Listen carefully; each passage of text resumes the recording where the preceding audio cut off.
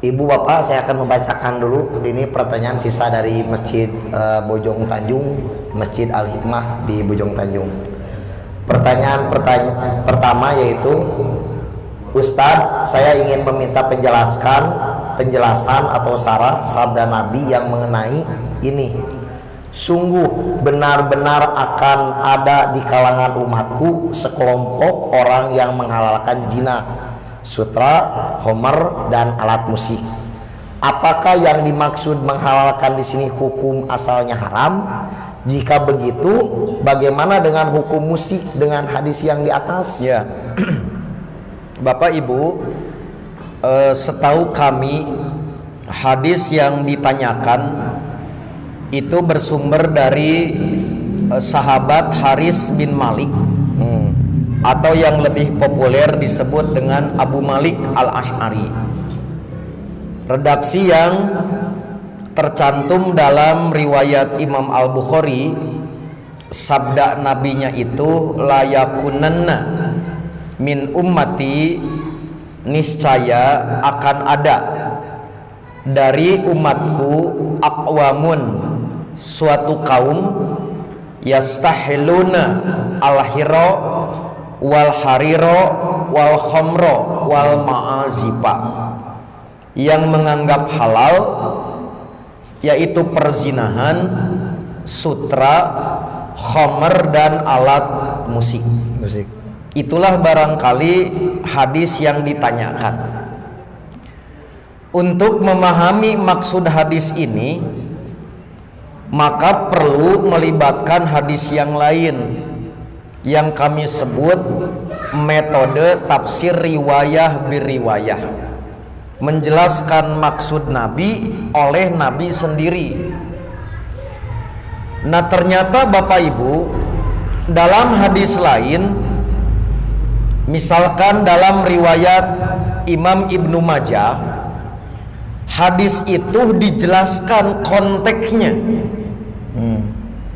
Misalkan, la yashrabanna nasun min ummati al-khamra yusammunaha bighairis miha, niscaya akan ada sekelompok manusia dari umatku yang pasti meminum khamr, maka agar dihalalkan dia merekayasa nama, bukan homer jadi bir ngaranna teh.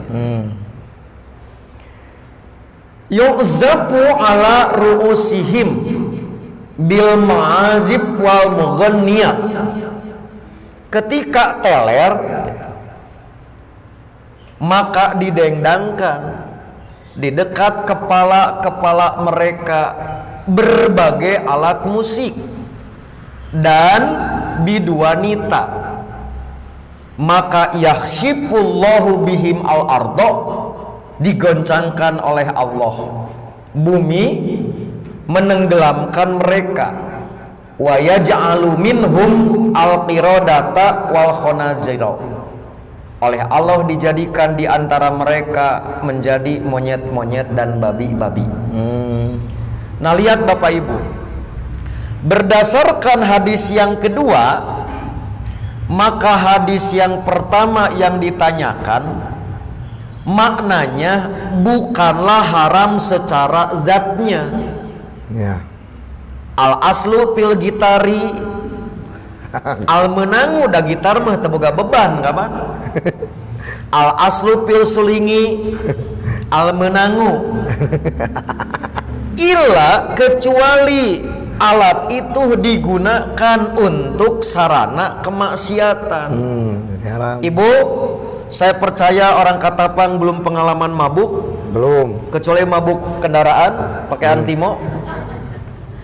Coba kerteler didengdangkan musik, dah mabuk skin musik degung atau Bu. Mual. Wah kan? Wah. Paling jenis musik usari mah ajeb gitu kan. Nah, setelah itu nyanyi, damal mungkin nyanyina Cici Cangkurileung. Wah. Atau tadi dulu sumbang kan? Wah. Nah, itulah yang dimaksud. Jadi diharamkan bukan zatnya, tetapi di situ menjadi alat yang mendukung kemaksiatan. Semakin dimusikan beki asik bermaksiat. Semakin ada biduanita, semakin abdol di dalam pelaksanaan terjadinya kemaksiatan. Itulah namanya haram aridi. Haram karena dampaknya, bukan haram zati. Jadi tidak ada yang mengharamkan secara zat. Berarti kembali al aslu fil asya al ibaha. Pokok urusan keduniaan hukumnya boleh, illa maddala dalilu ala tahrimi, kecuali ada dalil yang mengharamkan. Inilah metode tafsir riwayah birriwayah. Mengartikan satu hadis jangan pakai fikih kita, tapi pakai fikih hadis. Begitu, Ustaz Hilman. Saya cantumkan nanti dalam jawabannya. Pandangan ini bukan hanya pandangan ulama Persisto, para ulama dunia juga memberikan pandangan yang sama.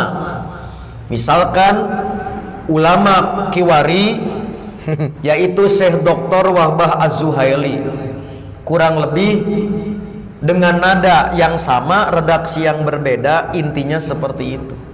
Jadi bukan hanya fikih Persis, tapi juga fikih ulama yang lain dalam memahaminya seperti itu. Begitu? Ya.